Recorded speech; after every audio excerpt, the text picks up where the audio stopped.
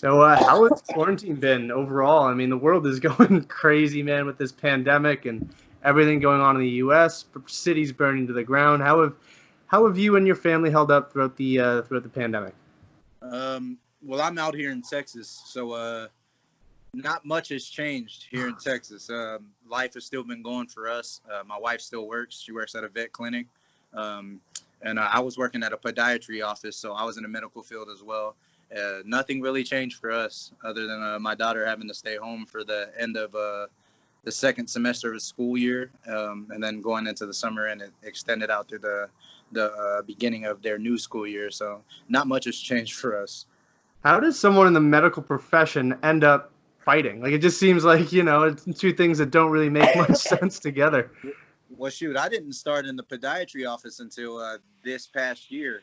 I've been a guy that's worked a lot of different jobs. So as far as me being in the fight game and being in the medical field recently, I just did anything to pay the bills, really, anything that would help and that would deal with my crazy schedule. So, man, it's out. Big news. You're competing on the Contender Series. Describe the emotion, man. I'm sure it was a lot to process at first. Oh, yeah, without a doubt, man. Getting that phone call up, knowing that somebody's seen you on the other level, on the highest level of mixed martial arts, it was definitely overwhelming to know that somebody's finally seen what we've been working on here at our gym here in Coppers Cove. And they've seen the work that my coaches put into me and that my teammates put into me. And it was just super overwhelming to finally get recognized. Who was the first person you shared the news with? My wife, daughter, and my mother-in-law. We were actually at dinner, and I got that phone call. So they were the very first ones. I walked out into my garage, took the call, came back in, teary-eyed, and just lost it with my wife, my daughter, and my mother-in-law. I know this is going to sound a bit crazy, but I've talked to people who said, like, sometimes, I wish I had waited a little bit longer. Maybe it's too early to accept a fight at the highest of levels. Did that cross your mind, or was it, I don't even care? Yes, check. Oh no, I don't think it's the wrong time at all, because I almost made the hop before, where I took too big of a fight I took too big of a fight to start out my pro career. I fought the number one guy, Ryan Spann, as my pro debut. That probably wasn't the brightest idea, even though I was 7-0 undefeated as an amateur. I still needed to get that experience as a pro first. So there's been a couple of early jumps in my career where I feel like I got the early jumps. I got them done earlier in my career. I don't think that it's not the right timing now. I really truly believe in God's timing, and this was all God. This was God's timing in my eyes, and I feel like there couldn't be a better opportunity than now, because I'm ready now. I've had some tough fights, man. I feel like my last 3 fights could have been UFC fights. They could have all been debut fights in the UFC. And I mean, look at the last 3 guys that I fought there. One was a UFC vet. One went to the UFC Contender Series, and the other one is going to the Contender Series on the 2nd episode this season. So I'm fighting dogs out here. You know what I mean? Yeah. So I mean, you started off your career with a 4-3 record, which, like you said, though, I mean, Ryan Spann, Kylan Hill, and Puna, like three killers are the 3 losses on your record. But was there a point where you're like, man, 4-3, I don't know if this is for me, like, or did you always have a little bit of like faith? I'm gonna make it. 4-3 may not look great right now, but I'm gonna string together some wins and I'll make it. Yeah, I'm not gonna lie. I did have times where I was in the dark, and I just thank God that I had great coaches, a great support group that lifted me up when I took those L's, that still believed in me, and even when I didn't believe in myself, I had a lot of people in my corner that lifted me up whenever I felt like, I just needed to stop and provide for my family in a different way. So I did have those thoughts to walk away, but I got up and dusted myself off with the help of those people, and I just went back to work. I worked harder. Do you think seeing, like you said, Ryan Spann as well as Puna Soriano, do you think that both of their successes is like almost a way to be like, okay, you know what? I lost to them, but they're winning big fights. One of them's one of the highest ranked light heavyweights, or the other one just picked up a huge middleweight win. Was it a little bit of like a confidence boost seeing their success? Oh yeah, without a doubt. If you're taking fights against guys that are that are losing, that aren't doing much, or that are on the regional circuit and they're not doing anything on the regional circuit, maybe then it might be time to reevaluate. You know what I'm saying? I'm not saying quit, but reevaluate some things and change some things that are possibly broken and not working. But I wish nothing but success on the guys that I took L's to. And look at them. Like you said it yourself. These guys they're doing well. They're doing very, very well in the game at the top of the top. So, I mean, it says a lot. You know what I mean? Yeah. So the Contender Series, I want to talk a little bit about your fight that's coming up. It's a little under a month away. But, man, this Contender Series is so much different than the LFA or even if you make it in the UFC where you're not guaranteed that contract. You can go out there and pick up a W and it's not guaranteed. How does that change your mentality for this fight, knowing that a big finish or an exciting fight could really be the difference between making it or not making it? Well, if you look at my fights, I got 100% finish rate. So whenever I'm in a fight, if I'm going to win it, which usually I do, it's going to be in devastating fashion. You know what I'm saying? I like to finish guys. I can finish on the ground or I can finish standing up. And usually when we're on the ground, I'm not a guy that goes for a submission. Even if it's there, I'm going to try to pound you out. So I don't feel like I have to do anything extra to get a contract. I think if I just go out there and be myself, that Dana White will definitely give me a contract. So I'm not a guy that feels like I need to do extra to get the contract. Sometimes a lot of guys go in there with that aspect on they have to be different. And if you feel like you have to be different, then maybe it just wasn't for you. You know what I'm saying? Like the fact that you have to do something different, because that means you have to do something different every single fight. I feel like what I bring to the table is already enough. And if it's not, then I just got to try again. Then we'll fix what's not broken. You know what I'm saying? I can't fix what's not broken is what I mean. So what we've been doing has been working, and it's been great. People love what they see. So we're just going to keep doing that. You know what I mean? Stick to what we know and let everybody else adjust to us.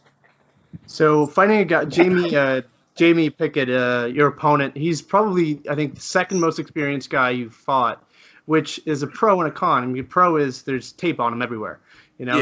So you can watch all his mistakes. You can pick up on his tendencies.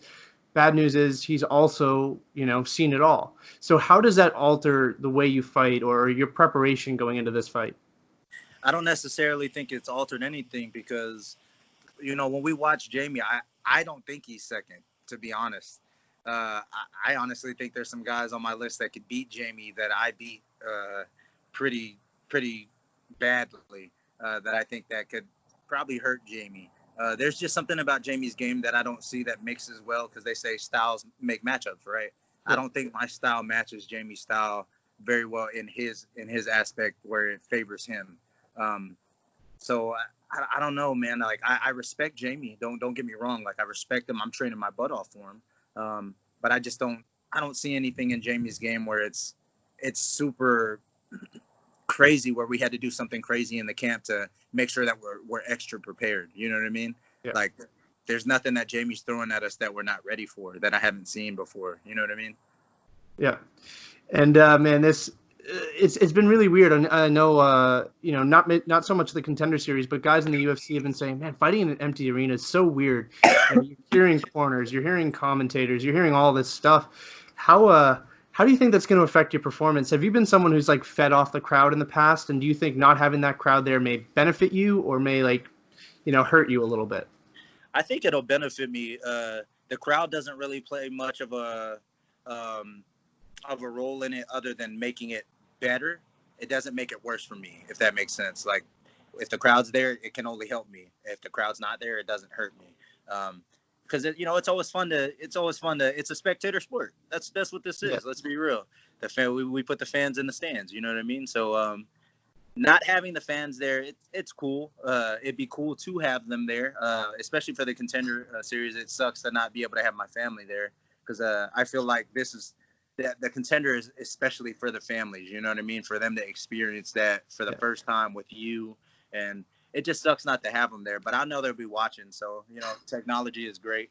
I don't think it'll hurt me. I think it'll be a bad thing for Jamie because I'm a gym rat. I stay in the gym. So me being able to hear everything that my coaches say, even though if there's a crowd there or not, I have an ear for my coaches. That means I'm going to be able to hear Jamie's coaches too. Like that's not good. You know what I mean? I'm a gym rat, so I think it's gonna be a bad day for Jamie, man. And man, Mike Perry had his girlfriend in his corner. Is that something you considered as well? Just like, you know Nah, what? man. Nah, man. Me and my wife actually watched that, and we were laughing because she was like, I would never. I was like, I would never put you in that position. You know what I mean? Like, Mike Perry's like, he's different, man. I don't know how he did it. I'm glad he got his win, whatnot, but yeah, nah. I got coaches for that. Speaking of Mike Perry, and guys like Colby Covington and all these guys, people like, and Dylan Dennis is another great example. People, I find the negative attention really gets fans behind them. And I guess, how do you kind of stay grounded and being like, you know what, even though it brings attention, just being a bad guy, how do you kind of just stay humble and be yourself, even though negative attention is really bringing fans to like behind people and supporting people? I think what keeps me grounded and just me being myself, because sometimes even you being the good guy, people can say what you do good and turn it around on you. You know what I'm saying? No matter whether you do good or bad, people are gonna talk mess. That's the crazy thing. So I don't too much let the outside chatter get into me, especially because my inside circle is very, very tight. So everything that I have in-house, I know the people that matter to me. I'm not saying that people don't matter, but I'm saying the people that matter to me, they keep me built up and they keep me they keep me honest. They're super transparent with me. I don't have yes men in my corner. I don't have my coaches and my teammates that are always telling me, "Hey, you're a beast. Hey, you're the best. You're this and that." They'll tell me if I'm wrong. They'll tell me if I'm missing training. They'll call me if I'm not there on time. You know what I'm saying? I have people that hold me accountable. So whenever you have those kinds of people in your corner, you tend to tune out the outside stuff, and it doesn't get to you as much. So I think that's what helps keep me grounded. I want to talk a little bit about your last fight. I mean, you picked up the Ring of Combat Middleweight Championship. How did it feel picking up that belt, and how does it compare to getting the call to compete on the Contender Series? Is there one that's a little bit more than the other, or completely different categories? We don't even talk. We can't compare them. I think getting the Contender Series is probably, it means more to me because that's ultimately my bigger goal. It was not only to reach it to the UFC, but to be top 10, to be the champion one day. I see myself literally holding the UFC 185 belt. I don't care who has it at the time, whether it be Paulo Costa or whether it be Israel. I'd much rather fight Israel because he's not a cheater. You know, Paula's been popped a couple of times on the roids and stuff. So I'd much rather fight Israel. But I just think I'm not being disrespectful towards regional belts or any other belt other than the UFC, but I don't look at them as much as the higher stature as I look as the UFC belt, because the UFC belt is the top notch. It's the best of the best. And if I want a belt, I want that belt. So I definitely appreciate Ring of Combat and Dead Serious MMA letting me go out and fight and letting me use that platform to climb up to the UFC, because I needed that. Apparently I needed to go fight a guy that was out there that a lot of people knew that the UFC was looking at, and I needed to get that win. So whatever means necessary to get there. So I do appreciate it. Don't get me wrong, but that belt isn't everything to me. That I appreciate it and I'm grateful for it. But that's not my goal. So I think this is by far way more important, getting the call from the UFC to the Contender Series. So there's been a lot of hype around Fight Island, and is that something that you wish you had a chance to compete for? I mean, it looked unbelievable from here. I was looking at it, I was like, man, the things I would do to just stand in that ring on the beach, like I don't even care. Does part of you wish, like maybe like that you would have gotten an opportunity to compete there, whether it be a Contender Series type thing? Do you wish you had the opportunity to travel there, or are you okay with Vegas? I'm okay with Vegas. I'm not gonna lie to you. The only thing that bothered me about Fight Island is that these guys were fighting in the early AM. Like supposedly they were fighting at like 3 and 4 o'clock in the morning. Like, bro, my body does not function at that time. There was actually 2 UFC fighters that turned down contracts that were supposed to fight on Fight Island, and I read up on it, and one of them said the reason why was because his body does not function at that time. Like, he was completely transparent about it, and I was like, yo, that would be me. I would have had to, like, obviously as a fighter, I would be like, oh yes, I want to go, but then I would have had to sit down and face the realism of it and be like, hey, my body does not function at that time. You know what I'm saying? So I don't know, man.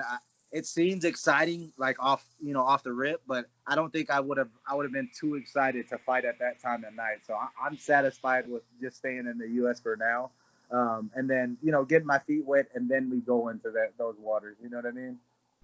Yeah, absolutely. So the little platform, I started this podcast about 3 months ago, just out of boredom. There was no MMA, so I was like, all right, I'm gonna start this, see who comes on, and it kind of like built around that. But prior to that, the platform I kind of had was based on matchmaking, as well as doing fight predictions. So, is there a fighter in the UFC that's currently fighting in your division that you think like that's someone I see myself fighting someday? You mentioned Adesanya, you mentioned Costa, but is there someone that you'd be like, okay, I'm ready to fight that guy on my debut? On my debut, I don't want to jump too ahead of myself, and my coaches cut my head off, and my management cut my head off. So I'll just I don't have a name right now. I have names in the book, of course, but I'm not gonna release those until we take these first steps. You know what I mean? But as far as moving forward, to answer your question a little bit, any guy that comes out of the Contender Series this year, coming, as an 85er, I'm not the only 85er coming out of the Contender Series, so I'm definitely looking forward, and I see myself getting a contract. So any of those guys that went off of the Contender Series this season with me, I'm willing to take on any of them. And we mentioned Costa, we mentioned Adesanya. How do you think that's going to play out? I definitely think Izzy's going to get the win. I think Izzy will snipe him. Izzy's he's very a collected striker. He doesn't take shots that are unnecessary. You saw in the Yoel fight, it may have seemed boring to a lot of people, but he won. He did what a champion needed to do. He won. A lot of people may not like that style, but he knew what he was doing, and I think he's a very well calculated champion, and he'll snipe. I think he'll snipe Paula. Paula's been rocked before, so I think he'll drop Paula, man. And another big one. This will be my last question for you. Biggest heavyweight fight in UFC history for a lot of people. Stipe DC3. Your thoughts on how you think that one's gonna go? Oh man, this is so hard because recently I've just grown to start liking DC. Because whenever DC was going through his thing with John Jones, I've always been a John Jones fan. I never disliked DC as a person, but just as a fighter, I've always followed Johnny Bones. Like I feel like he's definitely in the GOAT racing, if not already the GOAT. So it's hard, but I've recently grown to like DC, even his fighting style and everything. Man, it's so hard to pick.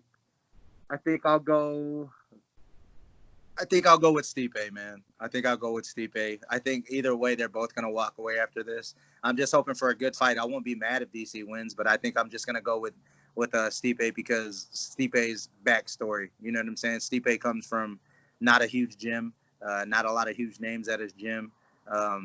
He didn't have a lot in his corner, so he had less to work with. So I want to go with him kind of just because, he didn't have all the great things that DC has. You know what I'm saying? DC had Cain Velasquez all his years. I think Cain might still even be training. So he still has Cain. And just to see a guy that hasn't had a lot, kind of like that's why I appreciate Conor McGregor, because he came up from nothing. You know what I mean? To see guys like that rise up, I'll always pick that guy. You know what I mean? And non-MMA question to kind of end it. What sorts of things do you do in your free time? Like a lot of time in the pandemic, do you play video games? Do you watch TV? Oh, yeah. What sorts of things do you watch? Without a doubt, I actually play Xbox One. I'm an Xbox guy. I play Fortnite now. I'm back on Fortnite with my daughter because my daughter, I just got her a gamer account, our gamer tag. So she's all about the Fortnite. So I always play with her. She picks me up, but usually I'm online with a whole bunch of other fighters, man. I actually play with my brother and my coaches. All of us have a gamer tag. That's kind of our way of putting away the fighting, putting away everything else, and just having some boy time on the game. And that's pretty much it. If I'm not playing the game, I'm spending time with my family. We go out, we try to do things outside. We go hiking, we go swimming. With it being summer out here in Texas, it's been averaging like 100. So we've been trying to get in water and stuff like that. So that's things I like to do. You know what I mean? All right, man. I'm looking forward to your fight. Best of luck. Brother. Keep washing your hands, man. You don't want to catch anything. Everybody's been popping now with COVID, so just stay safe. And man, I'm looking forward to your fight. Thank you so much, brother. I appreciate your time, man. All right, man. All the best. All right, have a good one.